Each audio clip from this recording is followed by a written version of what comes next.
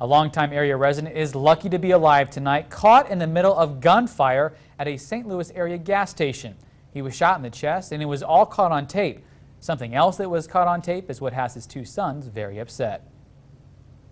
44-year-old Kevin Anderson pulled up in his red truck to a St. Louis area gas station early Saturday morning to get a soda. But it was the wrong place at the wrong time.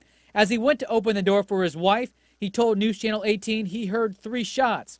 One hit him in the chest, damaging a lung, piercing part of his heart, and ending up in his liver. I was just stunned, shocked, couldn't move. Jacob Anderson lives in the battleground home his father owns and lived in until just a few months ago when he moved to Missouri for a job. Jacob made it to the St. Louis hospital Saturday night with his brother and sister. Nothing I could do.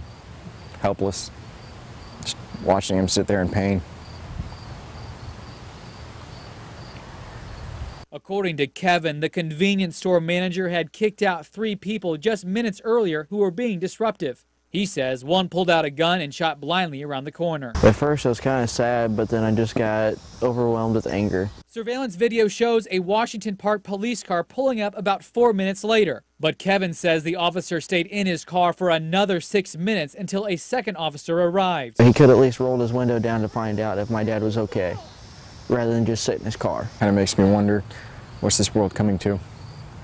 Has America really lost that much respect for another person? It took another 15 minutes for an ambulance to arrive, about 25 minutes after the initial shots were fired. Knowing their father should make a full recovery does not make it much better for the brothers. I'm still as angry as can be until somebody's in cuffs and in prison. It's still a pretty tough situation, but it is better knowing that he is doing a lot better, and I just kind of hope he gets to go home soon.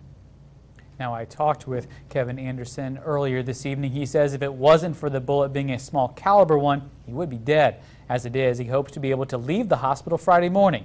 Kevin also says the shooter was in view when the police arrived. But get this, he says officers did not approach the shooter or make an arrest.